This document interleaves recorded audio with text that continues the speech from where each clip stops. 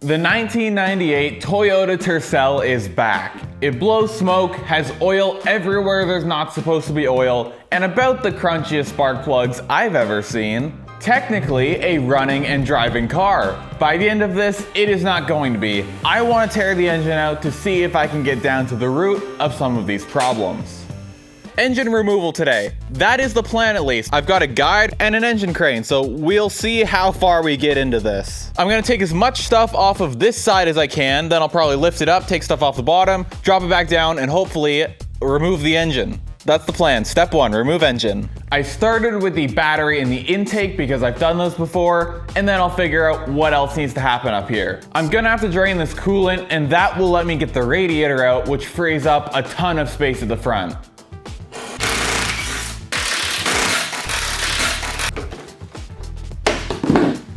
Well, that's broken. I'm kind of starting to wonder if oil was leaking right from here, because this is especially bad here. There's oil absolutely everywhere. This is peak coolant draining efficiency. I'm actually probably just gonna take this lower rad hose off, but yeah, this works. It's very orange. Well, that's the radiator out. Progress update. There's a lot more space around the front. The backside still got lots of stuff on it. I think I'm gonna take this off next. I don't actually know what this is, but it's in the way of everything. Taking that off gives me a look at the engine mount over here. We're starting to get closer to those things. I disconnected that heater hose, and I found more of the coolant. I've been getting the electrical out of the way, but I think I need to drain the oil next. That's looking quite dark. Is that gonna overflow? Stop! I might have done this wrong. Oh no. I was just reading the comments from episode 1. To fix this engine, first add 2 12-inch subs to the trunk.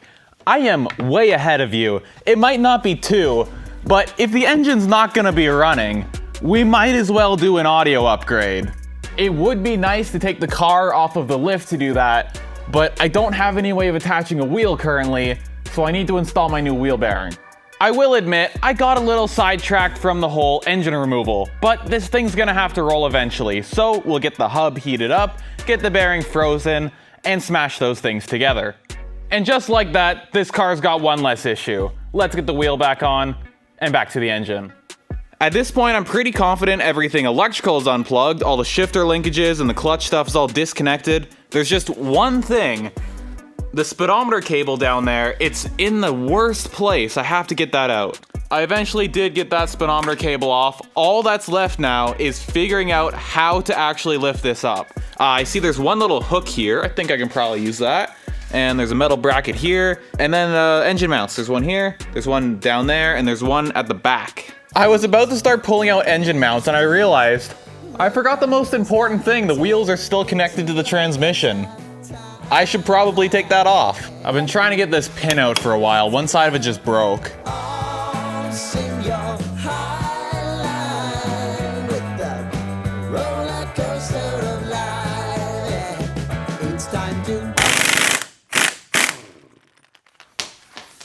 Okay, these CV axles are officially the first thing I had to look up a tutorial for, but I think I'm making progress. Well, that took way too long, and I found the transmission fluid.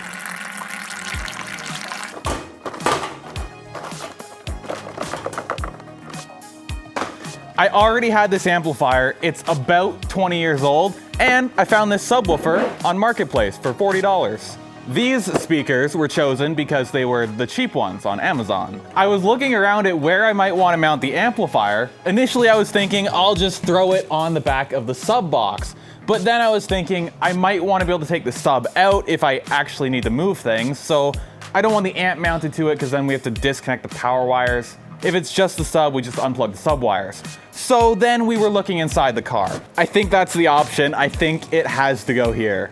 Yeah, so don't do this. If you put the amp in the rear window, the sun hits it, it becomes 1,000,000 degrees, and then it doesn't work because it's overheated.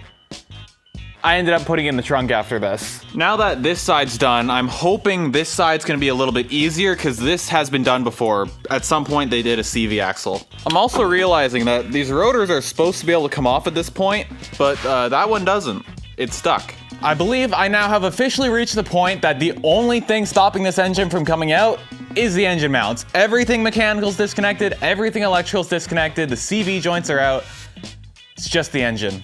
And now that I'm looking at the engine from the bottom side, I'm thinking it might actually be easier to take this out the bottom. I was sure that was gonna be it from the start, and then I did some research and it said I should take it out from the top.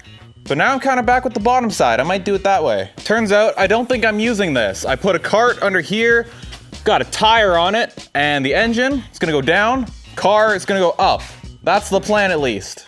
Well, there's some more tubes back here that I did not disconnect. I'm gonna have to get these off first. Oh, that's not good. It's trying to fall over. Oh, that's even worse. The cart moved and the tire's now hanging off the edge of it. Oh, that's really bad. That's not good. My engine's now being held up by this tire that's fallen off the side of the cart. I'm gonna have to do something about that. My camera died while I was trying to film this, which is a shame, but I used this to lift the engine by this hook here. I lifted it back up, moved the cart back into a better position, and now it's pretty much sitting on there. So I'm gonna try and lift the car up.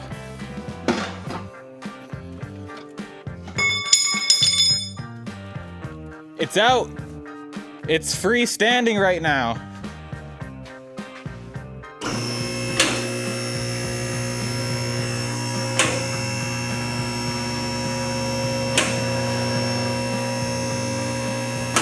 There's enough space in here to mount a V8 now. That'll be next episode, right? At this point, it's all about wiring. I'm getting to it. See, this just came off. Yeah, I just gotta stick the wire through there. This is the only wire that needs to run through the engine compartment. It runs to the battery terminal, up here into a fuse, across the firewall, and in through the hole for the ECU wiring. Now we have to get it from the glove box into the amplifier. New object acquired. I have to put this together. Handle with care. Please don't throw it. TKS.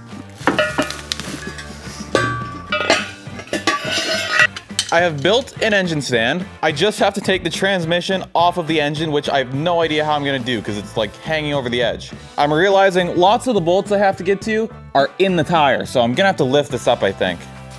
This hook on the top of the engine is pretty well balanced for it having the transmission attached, but I'm worried it's gonna completely shift around once I try to take this off.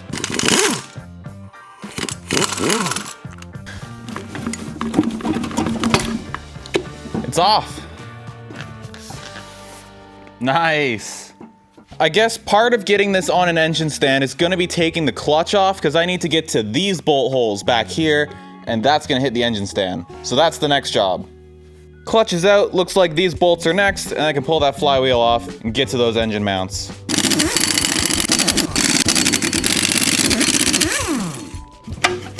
I've been attempting to film this process, but it's impossible in a car this small.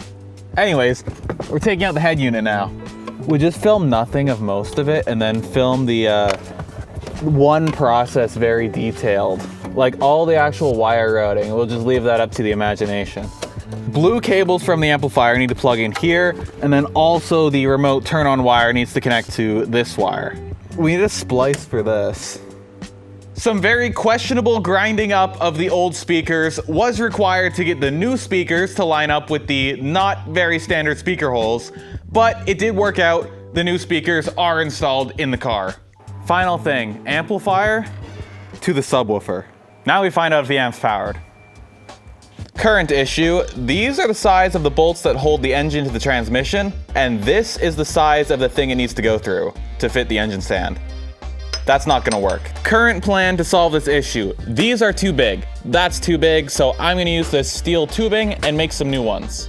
I'll just cut the tubes into smaller pieces, drill a bunch of holes in them, get them cleaned up, and then use these to mount the engine instead of the original black ones. This should work. Indeed it has. Engine is now mounted on the engine stand. I've got a mount here, one up here, and one on this side. I didn't get that one, but this engine's really light, so it's probably fine. Perhaps I try this thing.